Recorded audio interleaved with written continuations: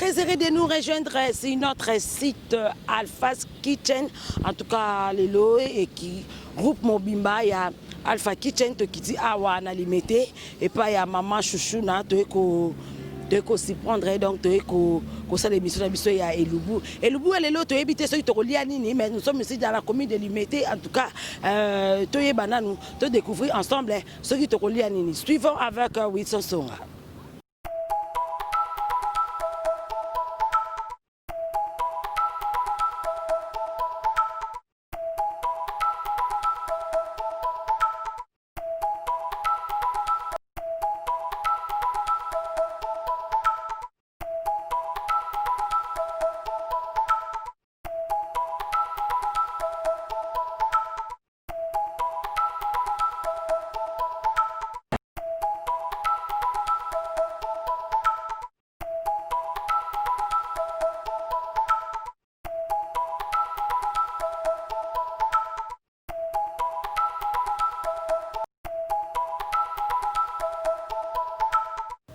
Voilà, tout ça quand on a limité awa, tu écoutes na mère chou.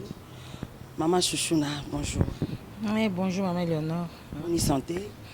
Santé, ça va, l'Angola Nzambé, ça va très bien, merci. On y la tourne à Makusa et le bois les lots au lambato, lianine. Maman journaliste, c'est le na l'engela karami pandi pour na balandi na biso. Comme on a quatre variétés bilo comme surtout ça vraiment tant moké. On te bagi le monde on lamba pondi to ma deso na tano ebele on suppose na makambo ebele on sela ma bana eloko moko bitena sela eloko mo ya rapide ya on te ngato présenter pe bande na biso mukoza na mata moké pesa na eloko ni ko servir pe famille bota yango na moninga na otaki wenze ko na sepela ki lokala le temps exact na sana ba course ebele na bina sa mipandi ndio moninga na zoki mipandi yango ya ndenge nini ya sauce ya bouillon to ya ndenge. En tout cas, le cas de ça, tolobi tozo aider bandeko pona mukolo bazana tamuke. Na bina osala ngo sauce na okalinga ngo pe. Mais ko zola ngo temps ebelete na ko chama ya moto bio dans zo présenter biso épices tanga yango na somba ki tomate nanga na sombi matungulu nanga nazana ciboulette nanga to pe ndembi nazana ba poivron nanga nazana ail nanga ba bouillon pe moi piment pour na saveur na pe na ba feuille nanga.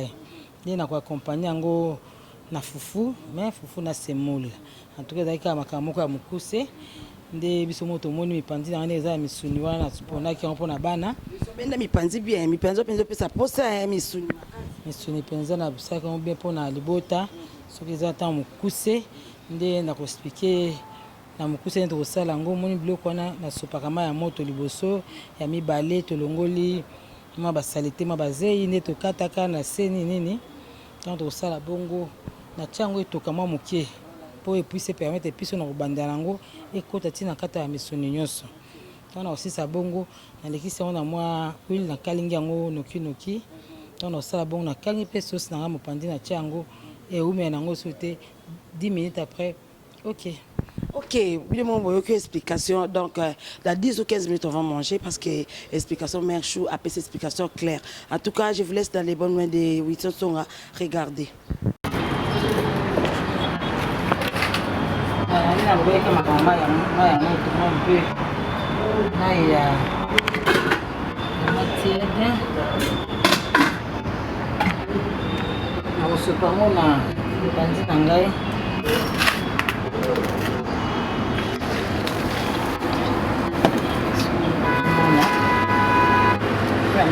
Salon yango sitenga kaka kosala na mai ya moto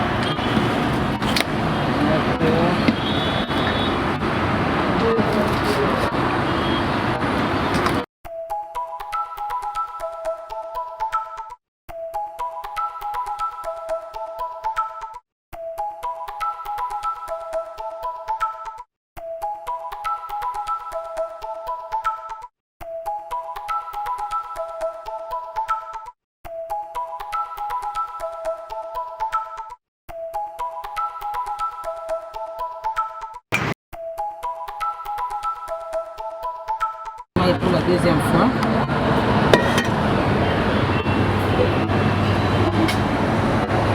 Voilà, sur le moment, il y a mon paquet. Salité.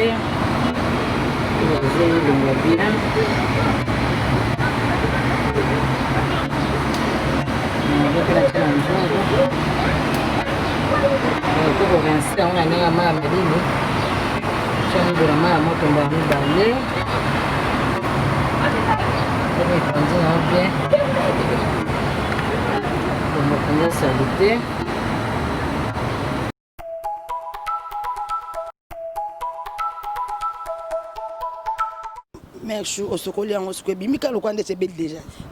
Ma ya moto te lokola elongoli basalite yango mona esali boye mebeli te eza kaka na libanda kaka mpo elakisiki ekomi propre. Nazoka mpe ai mpo nde na ba biloko ezalaka mwa bazei nde nazokotya ngo nde na moto nde naotya ezotoka na yango ezolongola yango bazei ezotoka sikoyo episi ekota ti na kati mbala moko.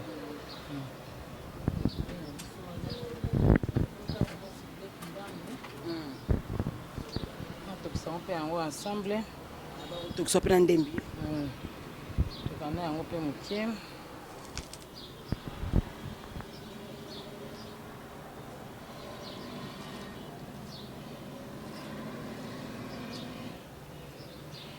taka eza banyama te nyama ezalaka na mwa basolo nango bakwetela moto soki ezonga na solo moko oyo tolingaka mpo ntango ozolia pimbo wana esalaka bien na mesa yango wana moi bandaka nango déjà dès kozotokisa yango ekotakota mwa eloko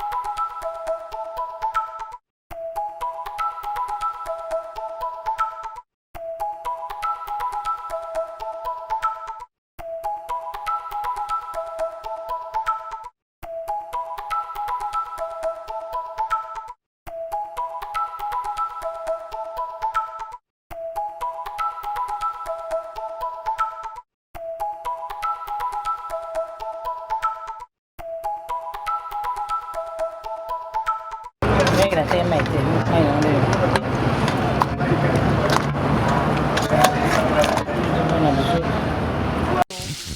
voilà tomoni mère chou azokalinga mipanzi okalinga yango lisusu nde nasia bino wana po soki okalinga yango bomoi kokolia yango ta na loso kolia yango na biloko nyonso tu nde kaka tolobaki tozolakisaka ya bandeko soki osala mwa eloko ya vite fait Vous avez un peu de temps, préfère au Kanga pour ceux qui ont le soleil, il faut aller un peu consistant quoi.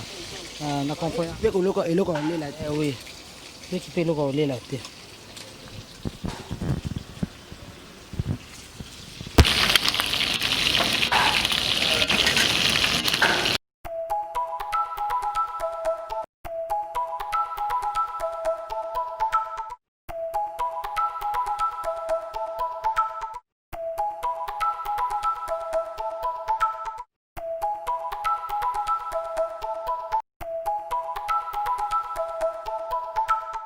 Voilà, de mon email juste quoi ah ça ni de mon oui na moi ndenge mo boto ko mona kaka balandine na oti ko ko sisa ko kalinga ipandi na biso omoni ka ndena dorati yango bien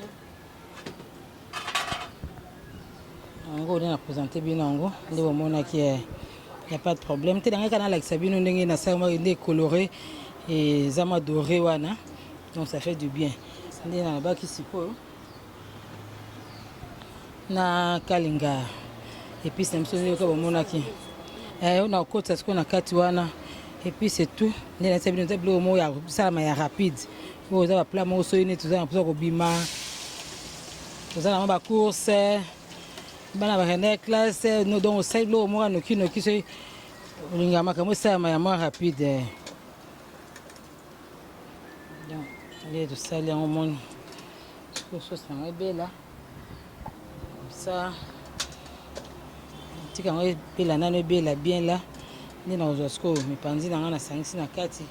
Na ça on peut sauce bête. Si on ne pas ngasa vraiment légumes pandi là très important. Oko ça ça dépend ya bana. Bien la temps na yo ndengo za nango. Donc, je na ngana expliquer biso ngwana.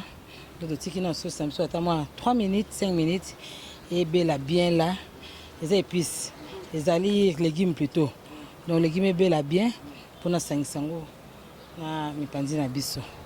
Otsama il peut te montrer sauce sango et belle penza bien. En tout cas na chema été quand c'est bien donc huile kakande et tokisi épices to légumes na ngai. Siko ndenge moni ngo belle siko boye.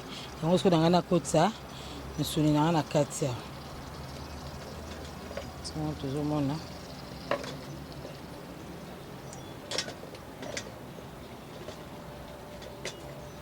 Tout na kati wana. Bakisama mai. Ok. Quand on a ça dépend de quoi vous là. Pour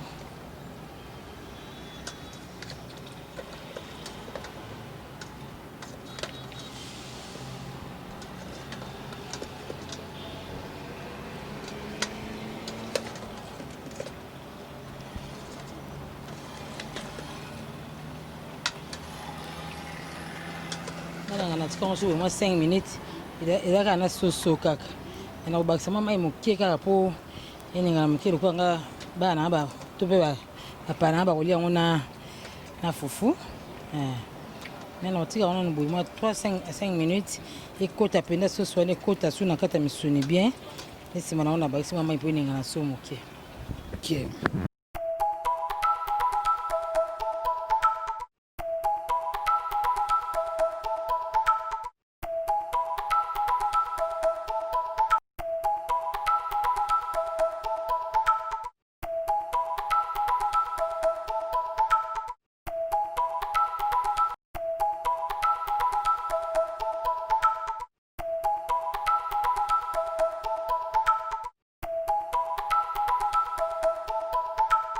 Voilà, biloko ebeli, la table est prête. Donc, désolé à Calamité. Mon mère, je suis servir biso.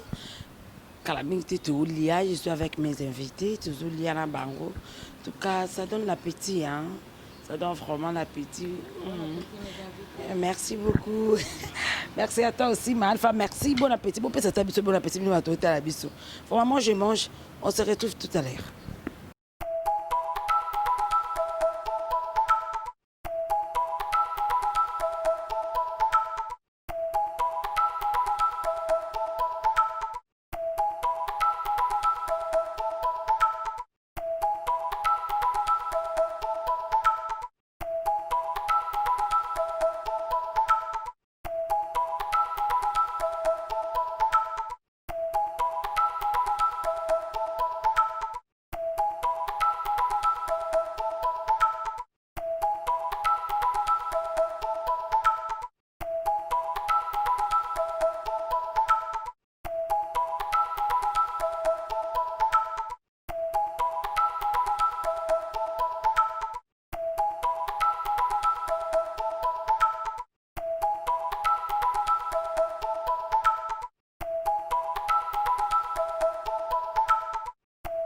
Voilà, nous sommes arrivés à la fin. Bon, on est allé, en tout cas. On allait bien, on a toqué,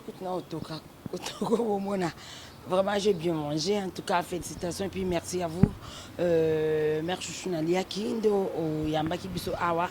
Moi, il y a un téléspectateur, et puis moi, na Maman Alpha, Maman Abiso, Alpha Kitchen, Alpha Fashion, parce que ça, quand on a biloko à Gouliate, à Tonga Rapé.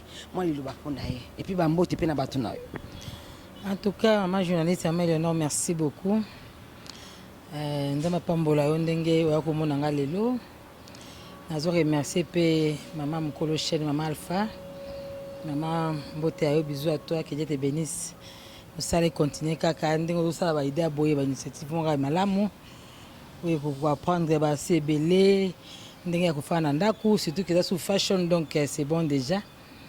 Et na pesi merci mingi na Nzambe wa pesi biso temps opportunité faveur au tous les cas. Merci na bato nyonso bato nyonso baotala na pesi bino mbote ba gros bisous mbote na famille na ngai baza libanda musika banso baza opportunité occasion otala nga. En tout cas na pesi bino merci beaucoup Nzamba pambola bino. Un grand merci aussi à vous, à toute la famille qui de là où vous êtes partout. Parce que c'était le réel plaisir. Yaroyamba, mère Chouchounalia qui a yamba qui awa. Nous sommes ici à Limité. La Kinshasa la belle. Il a fait bête vraiment. Merci beaucoup à mon boss et maman Alpha Kitchen. Je te remercie beaucoup. Yana Dej, ma conseillère. Je t'aime beaucoup depuis London. Merci à toi aussi. Merci à 800 Songa derrière les caméras, 800 Songa derrière les caméras, merci à vous aussi. Merci à ma maman chérie Sophie Mamengi, merci à mon papa chéri Zéphie Mamengi, toute la famille Mamengi. J'aime beaucoup depuis Paris, pourquoi pas à mon oncle chéri Didombongo Elongi Yaba bébé. Oncle de mes enfants, Rodi Kitambala depuis Paris, je t'aime beaucoup. Et pourquoi pas Adam Kitambala depuis Paris. Des gros bisous à toi et des gros bisous. Bino Sobolingaka et le nom Kinunga. TGV, la taille S, la vraie taille S. Bon, continuez à s'abonner à Alpha's Kitchen. Awa boko zwa nyonso boko de nyonso bakolamba nyonso atama eti ya sinda.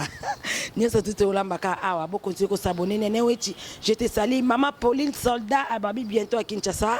Tokozwa yo pe na Elubu, franchement to olamba. Yo lamba ni misili. Tokozwa pe kaka. Merci à tout le monde, merci. Bon continuez à s'abonner. Merci, à la prochaine. Au revoir.